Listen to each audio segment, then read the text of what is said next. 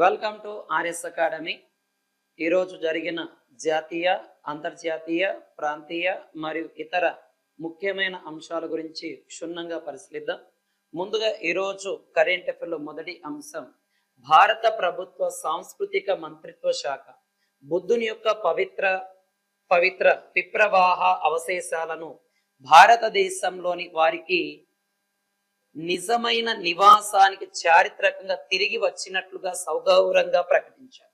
అంటే ఇవి ఎక్కడి నుంచి రావడం జరిగింది సార్ అంటే, దానికంటే ముందు బుద్ధుని యొక్క అవశేషాలను ఈ బ్రిటిష్ ఇండియా కంపెనీ ఏదైతే బ్రిటిష్ ఇండియా కంపెనీ కనుగొన్న తర్వాత బ్రిటిష్ ఇండియా కంపెనీ త్రవ్వకాలలో కనుగొన్న తర్వాత వాటిని థాయిలాండ్ రాజుకి బహుమానంగా ఇవ్వడం జరిగింది. థాయిలాండ్ రాజు ఎవరైతే ఉన్నారో బహుమానంగా ఇచ్చారు. దాని తర్వాత కొంత మొత్తంలో ఈ అవశేషాలను ఎక్కడికి తీసుకొచ్చారు సార్ అంటే కలకత్తా మ్యూజియానికి తీసుకురావడం జరిగింది. అయితే దాని తర్వాత ఇంకా కొంత మొత్తంలో ఉన్న ఆ బుద్ధుని యొక్క అవశేషాలను ఈ 2025లో ఆగస్టులో తీసుకురావడం జరిగింది. దాని గుర్తుగా గౌరవంగా ఉందని భారత ప్రధానమంత్రి ప్రకటించారు. అయితే బుద్ధుడు చనిపోయిన తర్వాత అతని అస్థికల పైన నిర్మించిన సమాధులను ఏమంటాం సార్ అంటే స్తూపాలు అనే పేరుతో పిలుస్తారు. ఏమంటాం సార్ అంటే స్తూపాలు అంటాం. ఈ స్తూపాలు అనేది ప్రధానంగా 3 రకాలు ఉంటాయి. ఒకటి ధాతు గర్భ స్తూపాలు అంటే బుద్ధుని యొక్క అవశేషాలపై నిర్మించినవి. అండ్ రెండవది పారిభోజ్యక స్తూపాలు అంటే బుద్ధుని యొక్క శిష్యుల యొక్క ఆ వస్తువులపైన నిర్మించినవి. మూడవది ఉద్దేశిక స్తూపాలు అంటే ఏది సార్ అంటే బౌద్ధ మతానికి చెందిన వ్యక్తులు మంత్రతంత్రాలు చదివి ఏర్పాటు చేసిన స్తూపాలు. ఇంకోటి మనకి ఈ బౌద్ధ మతాన్ని స్థాపించిన వ్యక్తి సిద్ధార్థుడు అనే పేరుతో పిలుస్తారు. సిద్ధార్థుడు అనే పేరుతో పిలవడం జరుగుతుంది మనకి. ఈ సిద్ధార్థుడే మనకి బుద్ధుడుగా పిలువబడ్డాడు. మనకి ఈ సిద్ధార్థుడు అంటే కపిలవస్తు రాజ్యానికి రాజు అయిన ఈ సుద్ధోధనుడు అండ్ మాయాదేవికి జన్మించాడు సిద్ధార్థుడు. భారతదేశంలో ఈ 4 బౌద్ధ సంతతులు కూడా నిర్వహించడం జరిగింది. ఓకే, ప్రపంచవ్యాప్తంగా ఇప్పుడు ప్రపంచ మతంగా బౌద్ధ మతం అనేది కొనసాగడం జరుగుతుంది.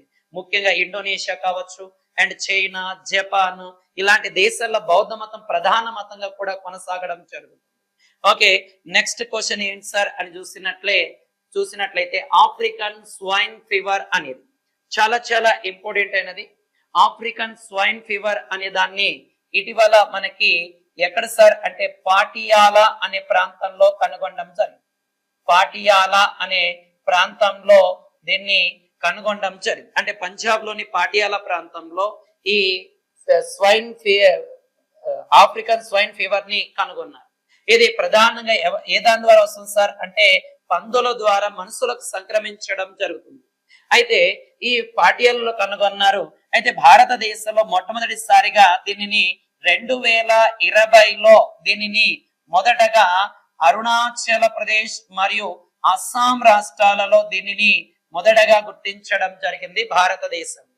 అయితే దీనికంటే ముందు ప్రపంచంలో మొట్టమొదటిసారిగా ఈ పందుల ద్వారా వచ్చే ఆఫ్రికన్ స్వైన్ ఫీవర్ ని ఎక్కడ కనుగొనడం జరిగింది సార్ అంటే మనకి మొదటగా ఆఫ్రికా ఏది సార్ అంటే ఆఫ్రికా ప్రాంతంలో సబ్ సహారా ఎక్కడ సార్ అంటే సబ్ సహారా అనే ప్రాంతంలో దీన్ని కనుగొనడం జరిగింది. ప్రజెంట్ ఇది ఈ ఆఫ్రికాతో పాటు యూరప్, ఆసియా ఈ ప్రాంతాలలో కూడా ప్రధానంగా ఈ ఆఫ్రికన్ స్వైన్ ఫీవర్ అనేది ఇదవ్వడం జరుగుతుంది. ఇది ప్రాణాంతకరమైన వ్యాధిగా కూడా మారడం జరుగుతుంది ఆఫ్రికన్ స్వైన్ ఫీవర్ అనేది.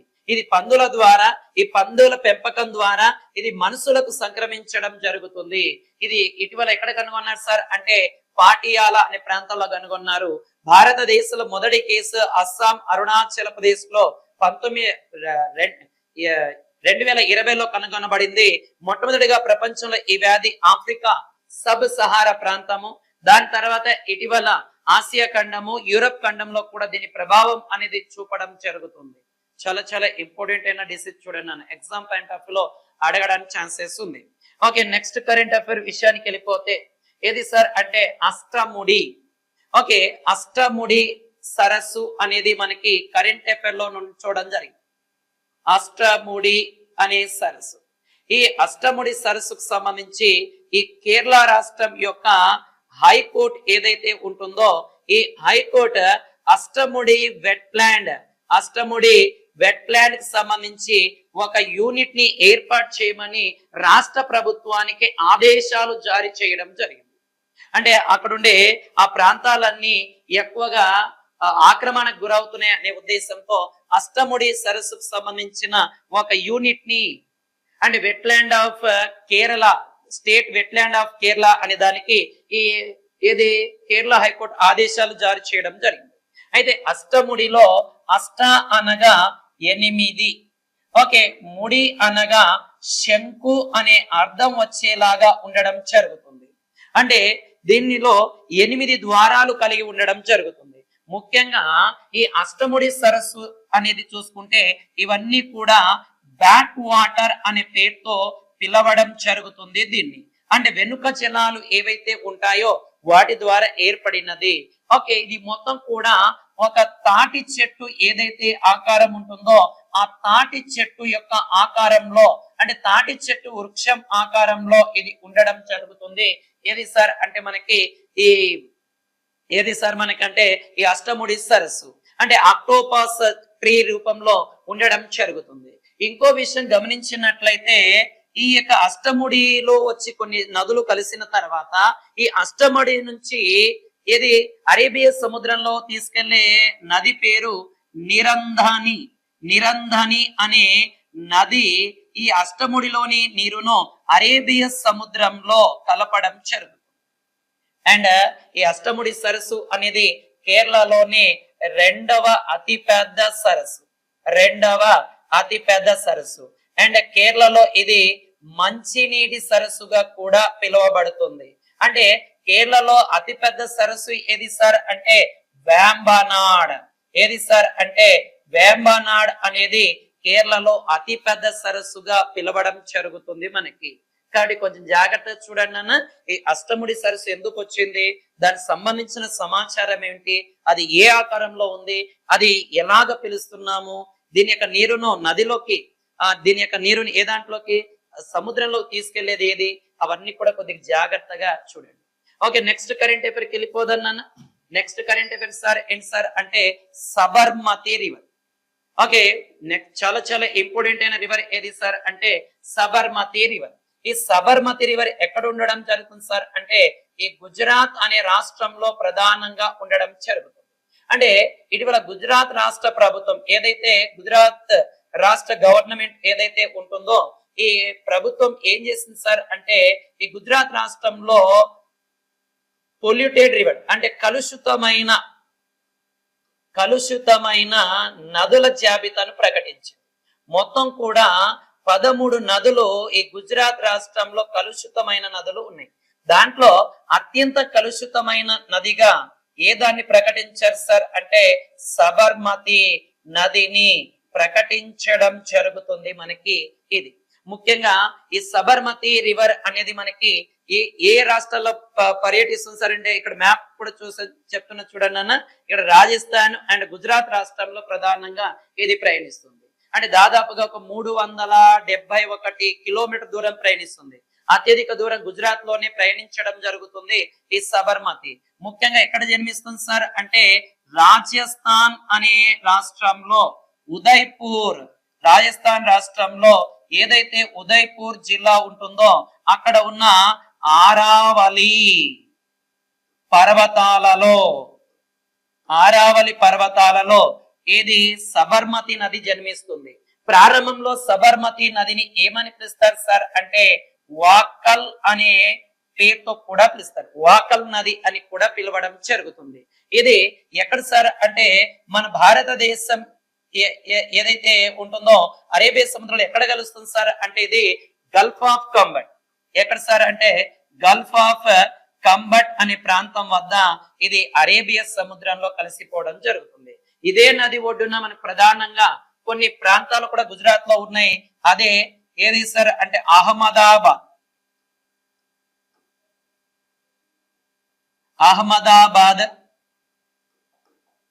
అహ్మదాబాద్ అండ్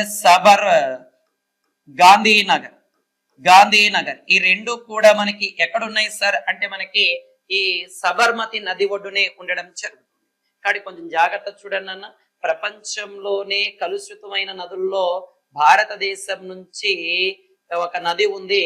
అదే ప్రపంచంలో కలుషితమైన నదుల్లో మనకి గంగా నది అనేది కూడా ఉండడం జరిగింది. ప్రపంచంలో 7వ స్థానంలో ఉంది. భారతదేశంలోనే అత్యంత కలుషితమైన నది. దీనికోసం కేంద్ర ప్రభుత్వం గంగా ప్రక్షాళన్ అండ్ నమామి గంగే ఇలాంటి ప్రోగ్రాంలు కూడా నిర్వహించడం జరుగుతుంది. ఈ గంగా నదిని పరిశుభ్రం చేయడం కోసం కేంద్ర ప్రభుత్వ బడ్జెట్ లో కూడా దీనికి కొంతవరకు కేటాయించడం కూడా జరుగుతుంది. ఓకే, నెక్స్ట్ కరెంట్ అఫైర్కి వెళ్ళిపోదాం నాన్న. నెక్స్ట్ కరెంట్ అఫైర్ ఏంటి సార్ అంటే okay 71th national films award అనేది 2023 సంవత్సరాన్ని ప్రకటించారు నాన్న. ఇది ఈ ఆగస్టు 1, 2025న వీటిని రిలీజ్ చేశారు.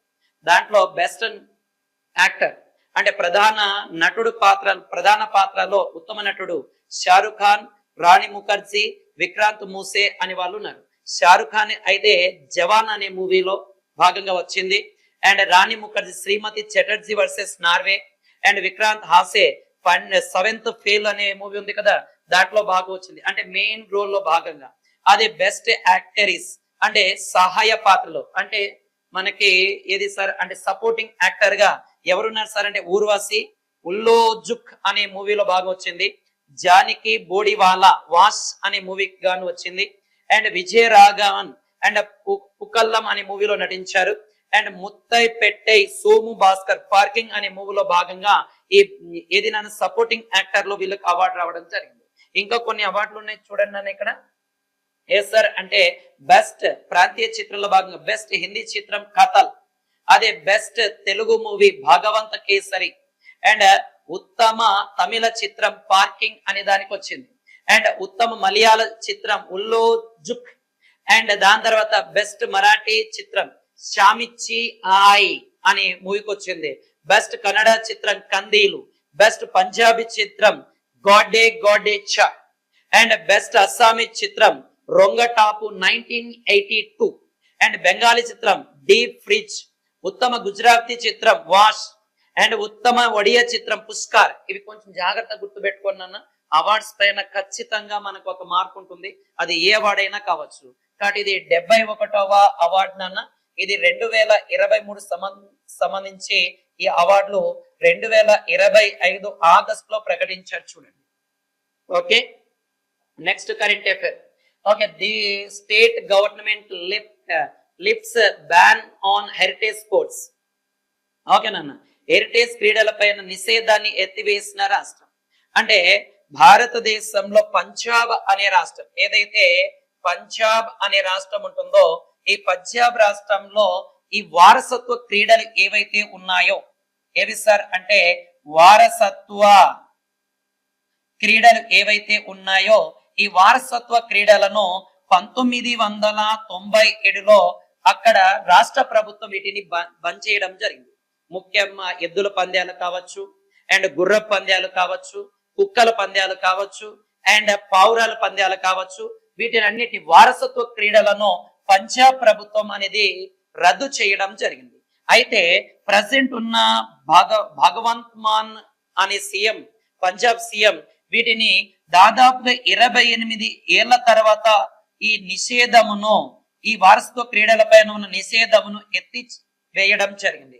చాలా చాలా ఇంపార్టెంట్. డైరెక్ట్ క్వశ్చన్ అడుగుతాడు. ఎలాంటి క్వశ్చన్ అడుగుతాడంటే ఇటీవల ఏ రాష్ట్రంలో వారసత్వ క్రీడల పైన ఉన్న 28 సంవత్సరాల నిషేధమును ఏ రాష్ట్ర ప్రభుత్వం ఎత్తివేస్తూ ఉత్తర్వులు జారీ చేసింది అని అడుగుతాడు నన్ను. పంజాబ్ అంటే ఇక్కడ గుర్ర పంద్యాలు, ఎడ్ల పంద్యాలు, కోళ్ల పంద్యాలు, అండ్ పావురాల పంద్యాలు, కుక్కల పంద్యాలు అంటే dog racing and pigeon racing అనేవి ప్రధానంగా ఇవన్నీ ఎత్తివేసే ఆ గత నిషేధం విధించారు. దానిపైన నిషేధంని ఇప్పుడు తొలగించడం జరిగింది.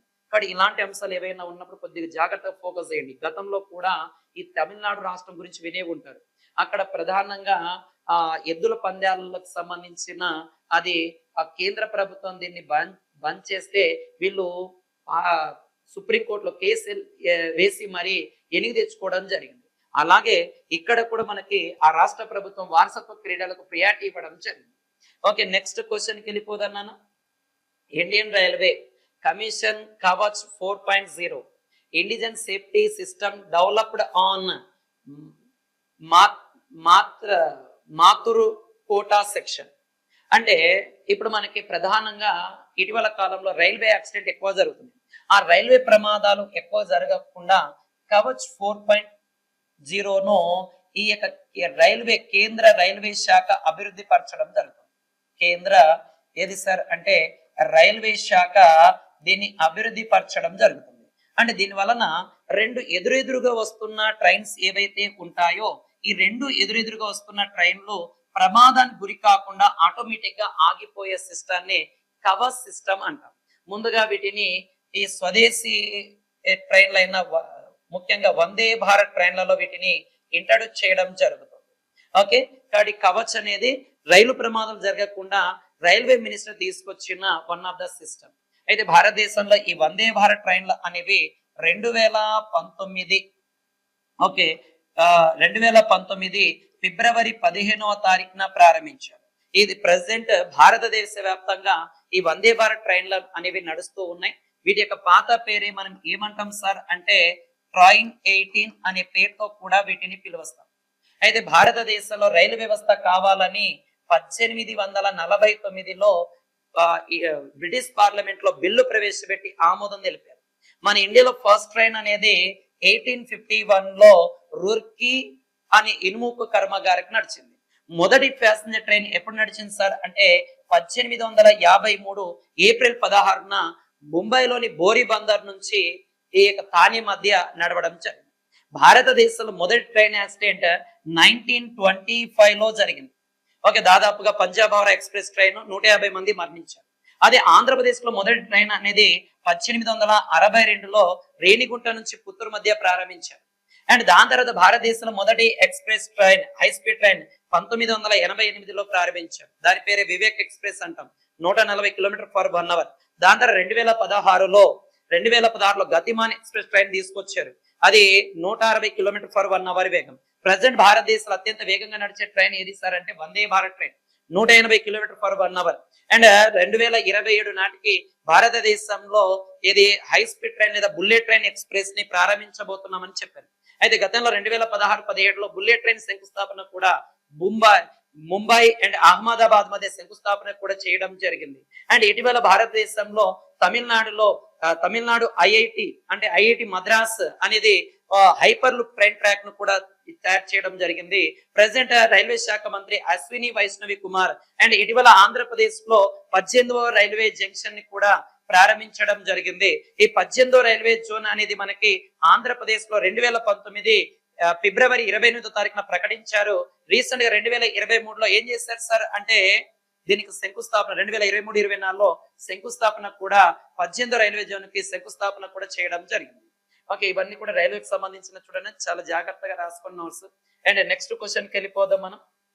ఓకేనన్నా, పిఎం కిసాన్ స్కీమ్ 20వ విడతను ఆగస్టు 2న వారణాసిలో విడుదల చేశారన్న. ఈ రోజు మనకి పిఎం కిసాన్ నిధి కింద ఓకే పిఎం కిసాన్ అనే స్కీమ్ నాన్న ఎవరైతే మనకి రైతులు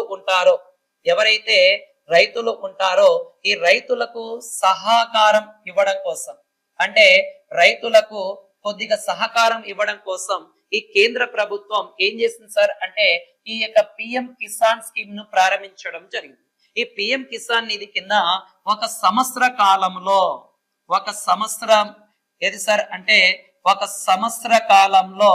ఏం చేస్తారు సార్ అంటే 6,000 రూపాయలను ఈ రైతులకు అందజేయడం జరుగుతుంది. అయితే దీనిని మొత్తం కూడా 3 విడతల్లో అందిస్తారు. ఒక్కొక్కటి 2,000 చొప్పున అందించడం జరుగుతుంది. అలాగే సంవత్సరానికి 3 విడతల్లో పిఎం కిసాన్ నిధిని అందించడం జరుగుతుంది. దీనిని పిఎం కిసాన్ నిధిని మనకి 2019వ సంవత్సరం ఫిబ్రవరిలో ప్రారంభించారు. పిఎం కిసాన్ స్కీమ్ ను 2019 ఫిబ్రవరిలో ప్రారంభించారు.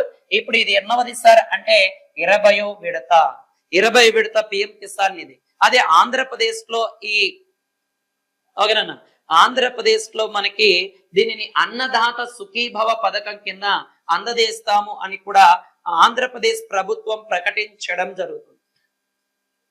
ఆంధ్రప్రదేశ్ ప్రభుత్వం కూడా అందించడం జరుగుతుంది. అదే తెలంగాణలో కూడా ఎకరానికి తెలంగాణలో కూడా ఎకరానికి 10,000 చొప్పున అందించే స్కీమ్ ని కూడా తీసుకొచ్చారు. ఇవన్నీ కూడా ఈ స్కీమ్ కింద. కాబట్టి కొంచెం జాగ్రత్త ఈ స్కీమ్లను గుర్తుపెట్టుకోండి.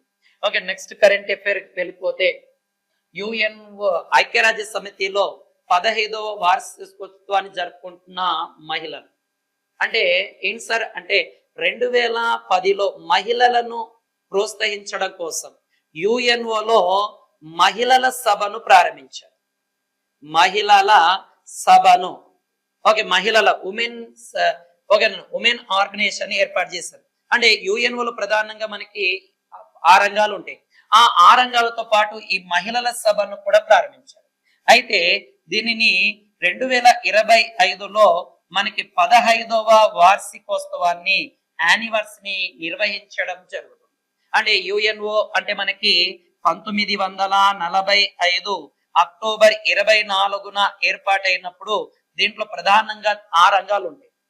General assembly, security council, presidentship council, socio economical council, దాని తర్వాత secretariat and international court of justice అనేవి ప్రధానంగా 6 అంగాలు ఉంటాయి. అయితే 2010లో ఈ మహిళలను ప్రోత్సహించాలనే ఉద్దేశంతో 2010లో దాన్ని మహిళల సభను కూడా ఇంట్రడ్యూస్ చేయడం జరిగింది. అంటే మహిళా ఎంపవర్మెంట్ కావచ్చు, వీటిని ప్రోత్సహించడం కోసం దీన్ని తీసుకొచ్చారు.